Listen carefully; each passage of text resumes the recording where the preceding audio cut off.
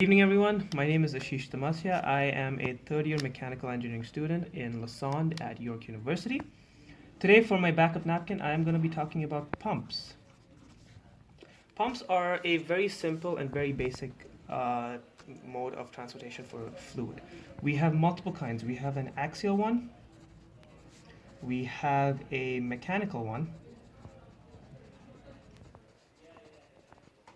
and then we have various others that are out of the scope of this assignment. So for today, I am going to be talking about the mechanical variety. For the mechanical one, we have a basic piston system that has a rubberized O-ring around it. This O-ring, this system is then placed into a pipe. The O-ring provides an airtight lock around the piping system so that when the piston is pushed, we can get airflow. I will get to that later. So we have a whole pumping system. This is a very basic pumping system. At one end, we have a reservoir of water, or let's say water, and at the other end, we have an outlet. These 2 points have to be at two different levels, as if they're at the exact same level, then the pump isn't really doing any work. For the pump to work, it should have two different heads.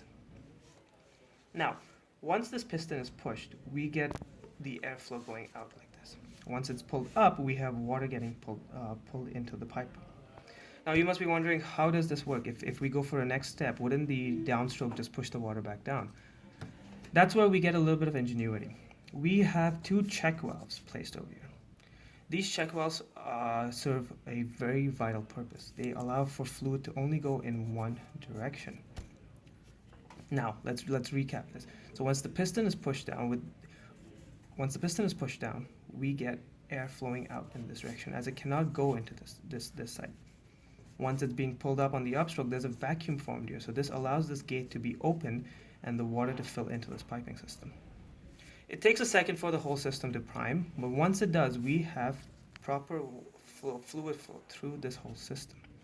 And then we can collect it over in the reservoir down here. The main use case for these type of pumps are for cheap alternatives, because this is one of the cheapest form. Axial pumps require a lot more money since they have multiple components. They have a fan blade that needs to be designed to proper specifications so that the water can be injected into the system. Mechanical pumps, as I said, just requires a piston cylinder type of system for the fluid to flow.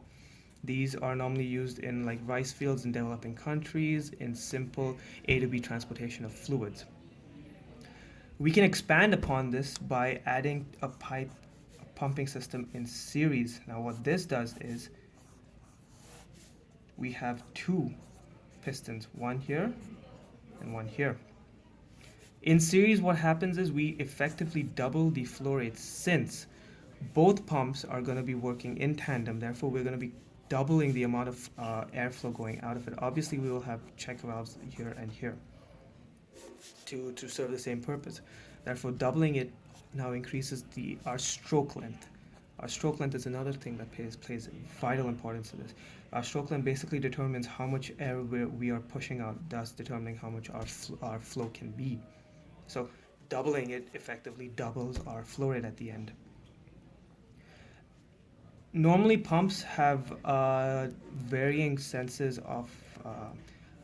Normally, the position of the pump varies according to the use case, but since in a mechanical application, a series or parallel pump will net you the same effect, since at the end of the day, the working principle is the airflow getting pushed out.